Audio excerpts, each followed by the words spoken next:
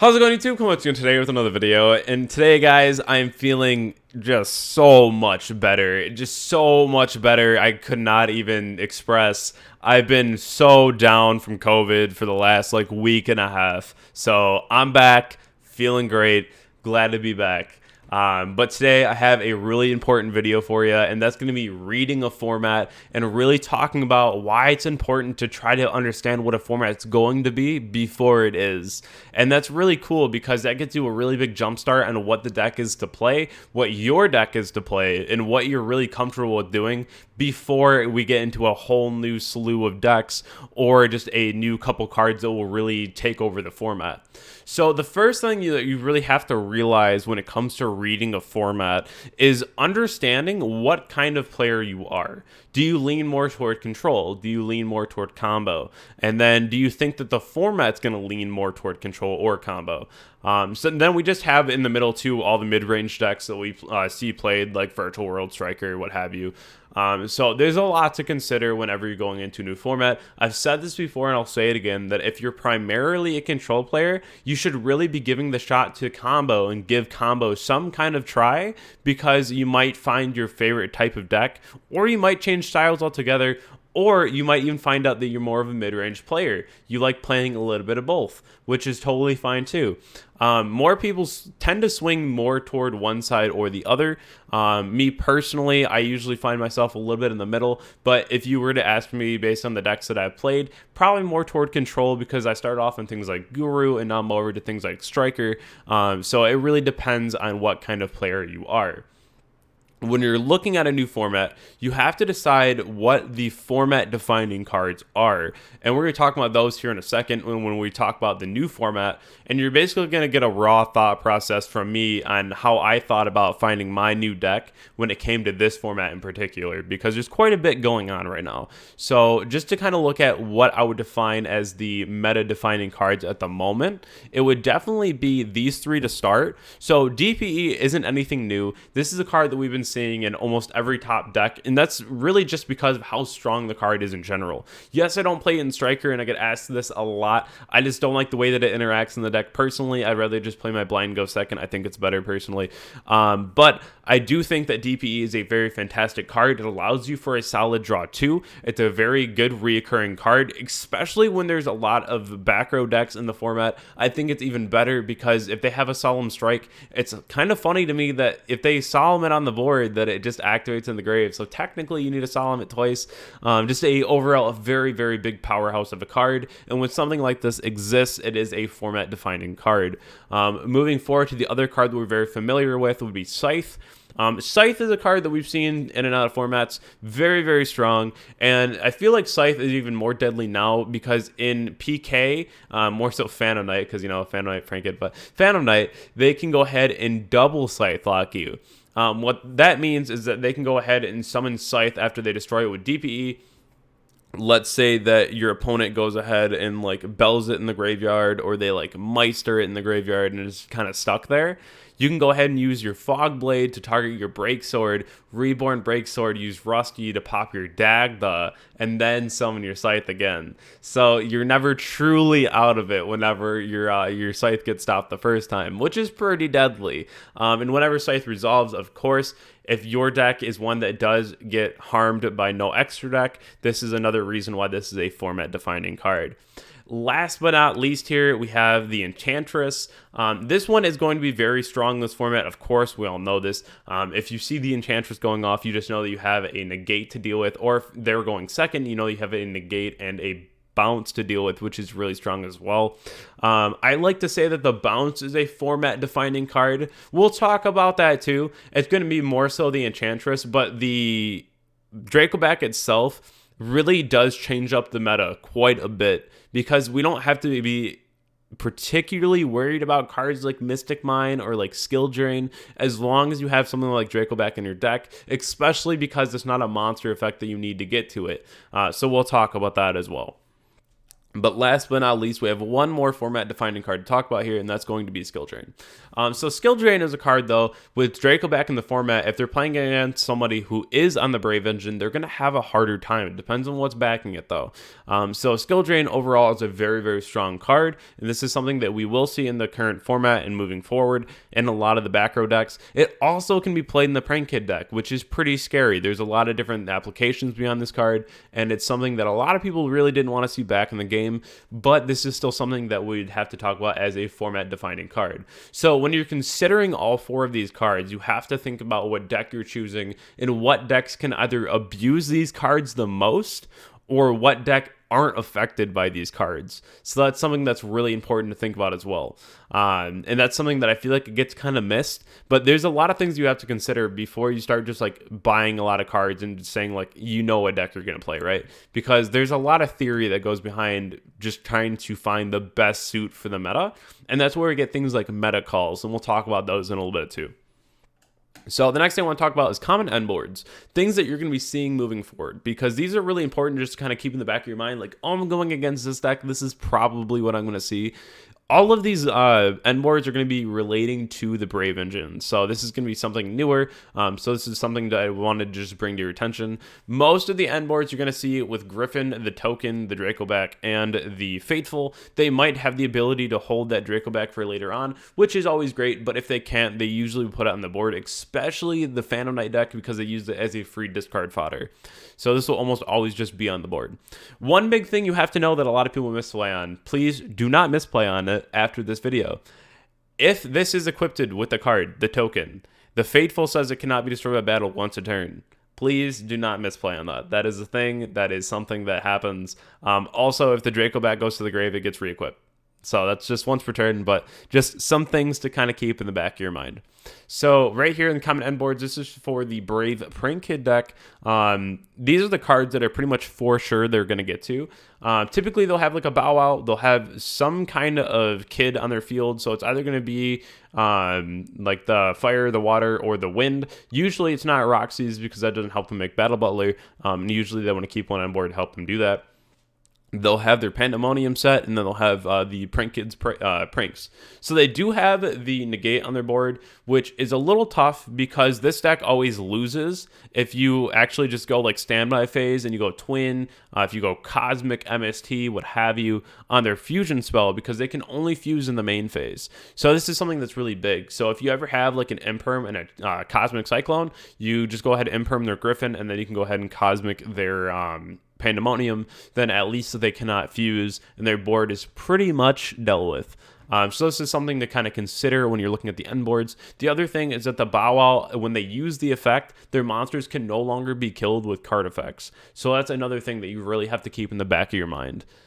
Moving forward off of this end board, though, we're going to be looking more at the Phantom Knight end board. So this one's really important, too, to keep in the back of your mind, because this one is pretty nasty. We already talked about how you can double Scythe lock your opponent. Scythe is a very, very degenerate card and something that can just lock you out of your extra deck. So their end board typically looks something like this, where they're going to have the Dagda, they're going to have the Anaconda, they're going to have the DPE, the Rusty, they're going to have a Fogblade typically.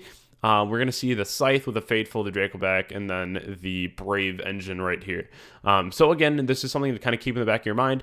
They'll have the Break Sword in the grave with the Fogblade as well. So if anything gets dealt with on their board, typically what they'll try to do here is on their end phase, they'll use DPE to pop their own Anaconda to clear up that arrow for the Break Sword. And then on the the standby phase, on the next turn, they'll bring back DPE, and immediately in the standby phase, they'll use DPE again, and then they'll pop their Scythe. So this is something that you want to keep in the back of your mind as well, that they'll try to end up doing, and then they do have the Negate to kind of back that up, which is always why this is so deadly. The end board really isn't that bad. Like, it's just one Negate. The only problem is that it's defending an extra deck lock. So it's not like you're just playing against like two negates, right? Like you're playing against something that can potentially make you instant lose the game. So this is something where you really have to kind of keep in the back of your mind how you're going to deal with that. That's why I think that Phantom Knight is going to be one of the best decks, if not the best, because when it comes to that deck, they can play things like Droplet. They can discard their whole hand outside of like one level 3, and then they can go ahead and negate the board, normal summon level 3, and extend, right? That's why I really enjoy that deck a lot. I think that it has a ton of potential, and that's something that makes this deck so deadly. But we're going to move on to another end board here that I think is really worth noting, and that's going to be the Virtual World end board. This is something where they're going to have that Brave Engine with a live Chuche typically, which is this trap card right here. If you're not familiar, they return two of their banished spells and traps for the, not spells and traps, but two Virtual World cards, and then they're able to just destroy a card in the field, which is very strong. This card is very insane. Especially when it's paired up with a negate. It's paired up with the Beatrice is going to be sending that snow. It's going to have the Shen, which is the macro. It's also going to have the Baron, which is another negate. So these end boards get pretty nasty, and it's something that you really want to pay attention to, just because this deck can be pretty insane at times. Some people don't love this deck too much because it can brick, but especially with the Brave Engine, it has so much potential, and I really would love to see how far Virtual World can go in this format, just because it is a very much so budget deck outside of the Brave Engine, and it has a lot of potential. I'm not going to show Sword Soul or some of the other decks right now. I just want to strictly go on to some of these Brave decks to kind of show you what's new and what's really to be expected, because the rest of the board isn't really too new, but like the Brave Engine with it is something that I just want you to be able to see all in one place so you have a better idea of what you're going up against. So a couple things that we want to keep in mind here is that you always want to go ahead and main deck the best hand traps that you can. That's just a given. And for my opinion, I think that you should be main decking Ash and Bell. These are the number 1 and number 2 hand traps for the format, because these two cards will stop the Enchantress, which will be in almost every deck. It's even in the Eldritch deck. And just having these at your disposal will really allow you to have more interaction with your opponent. They're not going to be able to get to their Griffin negate.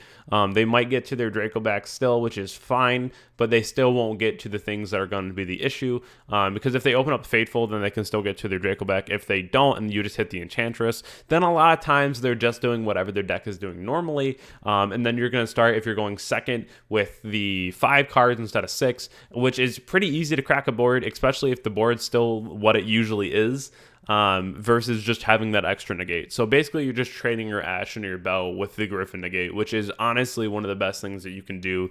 It also just stops their engine, which is pretty nice, because sometimes if you're playing against Phantom Knight, they really do need the extra extenders too, because having the extra Enchantress to just go ahead and special summon is usually pretty important. So that's something to really just keep in the back of your mind.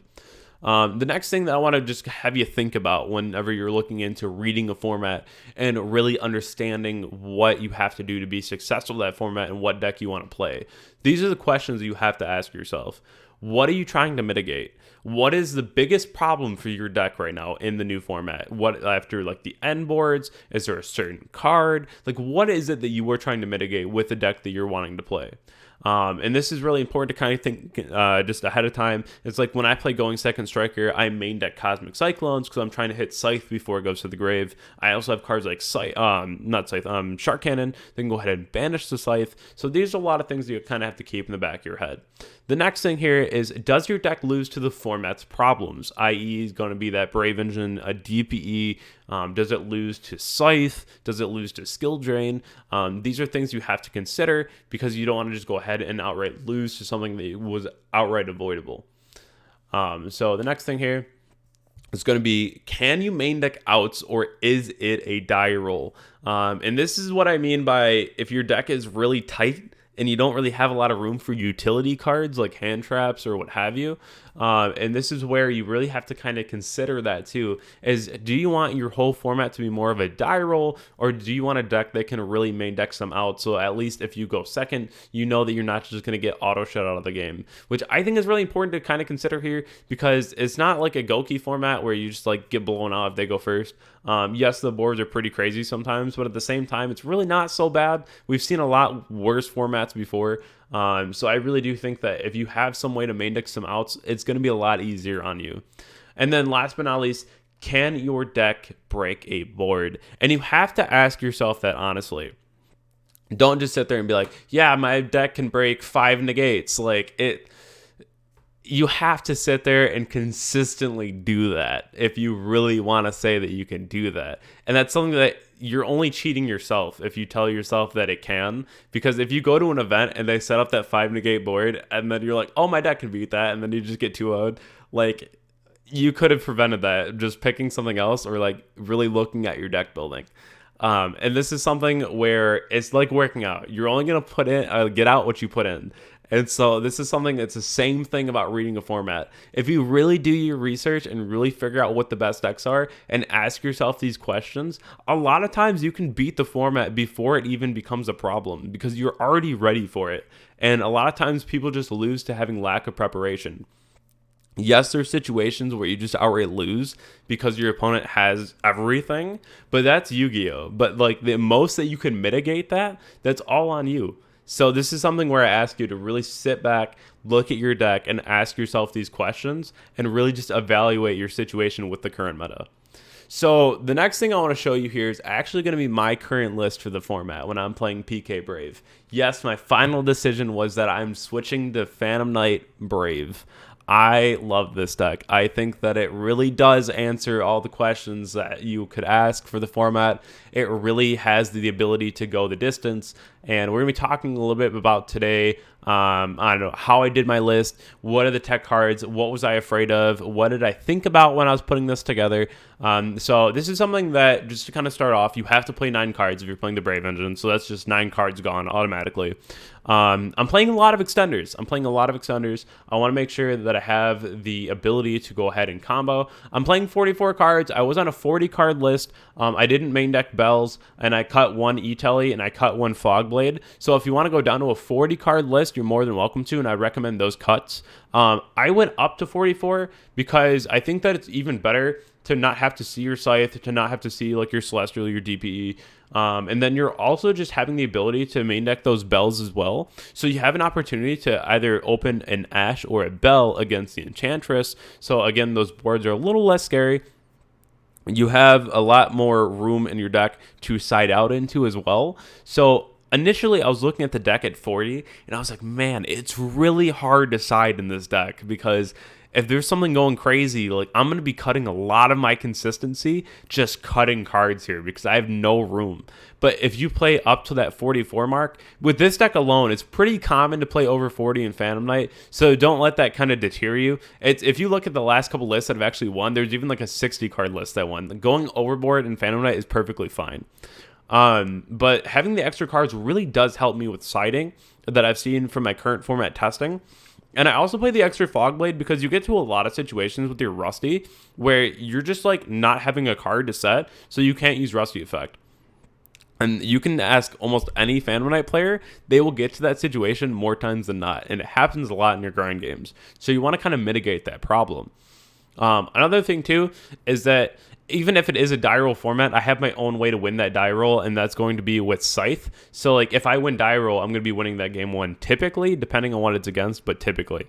And so that's one thing too, where you have to say if there's another deck out there that's able just to win game 1 outright because of a die roll situation, you also have to be able to win that game 1 as a die roll situation. Because if you go into game 2 and you can win after they game 1 you, and you game 2 like scythe them, then game 3 you can side really heavily to hopefully make sure that doesn't happen to you. That's where like your Lancias would be coming in, or like if you were really afraid of like the Brave engine, right, you can go ahead and side in your Annie spells or what have you. So there's a lot of really cool options that you have, especially when it comes to sideboarding. So that's why I kind of chose this deck, and I've seen a lot of really good ways to just kind of play around the meta right now, and that's why I feel like this is the biggest meta call, especially if you're playing Brave, because especially when Mystic Mine is legal right now, we have cards like Dracoback that can go ahead and bounce that, and all that requires you to do is summon a token and like normal or special summon anything, and then you get your Dracoback. And that allows you to then go ahead and bounce a skill drain or bounce a Mystic Mine and puts you right back in the situation where you are able to win.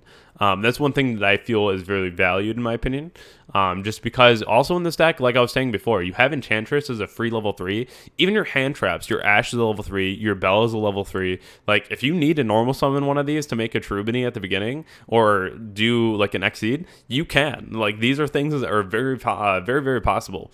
And another thing too that I really love in this deck is that if you're ever in a situation where you are like, wow, this kind of sucks. They have like a DP on your board. You can just make Break Sword and attack. And if they kill it, you summon back level 2s. And then you can just go ahead and extend. Or if you like make your Break Sword and then they're like afraid of you doing something with it and they get rid of it, whether or not it gets destroyed or whatnot, you can go ahead and use its effect if they destroy it to bring back level 2s, make Redoer, and then you can attack again, which is pretty cool. I really like that too because like your monsters just float. And then if you're ever in a really bad situation, you can go ahead and just make Break Sword, attack, and make Zeus, which is honestly one of the biggest things that carry in this deck. I love that card so much. Having a format Zeus feels like power. So I really do like this deck a lot. I could go on and on for hours about why I love this deck. But yeah, so if you are really just on the fence this format about what you want to play, really try to look over your deck, figure out what the problems are, figure out where you can mitigate those issues with what we talked about today. And I really do hope that this helped you because there's a lot of different things to think about whenever you're trying to get into a new format. So if you ever need a coaching session, feel free to go over to my Metafy page. The link is in the description below, and you can go ahead and see what kind of sessions I offer. And so we can kind of have that one-on-one and talk about what you can do for the new format especially. If you want to join my Discord and the fam that's in there, we just had 1,000 members. I love you all. That's so awesome. I love being in there talking to everyone every day. A lot of fun. The other thing too is I'm on Twitter. Definitely go ahead and follow me over there, and then follow me on Twitch if you want to see me live. I do hope that you enjoyed the video today because it's just a lot of information that I really do hope that kind of sinks in and helps you out for the new format because it can be pretty stressful. So I hope that everyone has a great night, and I'll catch you all in the next video. Thanks.